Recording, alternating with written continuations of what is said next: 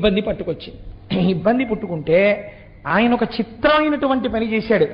ఇప్పుడు శివగర్భమునందు వాసము చేసి శివగర్భములో తిరిగి తిరిగి ఆ కడుపులోంచి బయటికి రావాలనుకున్నాడు.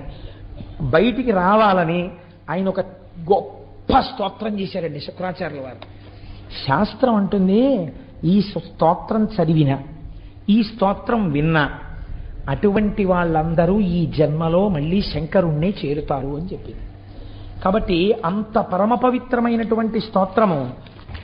మీరు ఆ స్తోత్రాన్ని అవతరించండి. ఆయన లోపల కూర్చుని రకరకాల తత్వానుసంధానంతో శంకరుణ్ణి పిలిచాడు పేర్లతో. ఆయన అన్నాడు, ఓం నమస్తే దేవేశాయ. ఎవరైనా ఎదురుగుండా కూర్చుని చేస్తారు, ఈయన ఎక్కడ చేస్తున్నాడు? ఆయన కడుపులోనే కూర్చుని చేస్తున్నాడు, ఆయనకి వినపడుతోంది.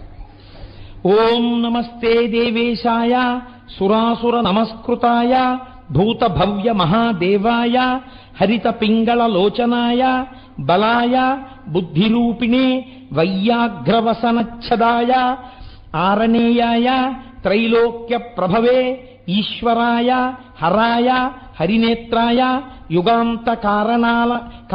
యుగాంతకారణాయానలాయ గణేశాయ లోకపాలాయ మహాభుజాయ మహాహస్తాయ శూలినే మహాదంస్త్రినే కాలాయ మహేశ్వరాయ అవ్యయాయ కాలరూపిణే నీలగ్రీవాయ మహోదరాయ గణాధ్యక్షాయ సర్వాత్మనే సర్వభావనాయ సర్వగాయ మృత్యుహంత్రే పారియాత్ర సువ్రతాయ బ్రహ్మచారిణే వేదాంతగాయ తపోంతగాయ పశుపతయే వ్యంగాయ శూలపాణయే వృషకేతవే హరయే జటినే శిఖండినే లకుటినే మహాయశసే భూతేశ్వరాయ గుహావాసినే వీణాపణనతాలవతే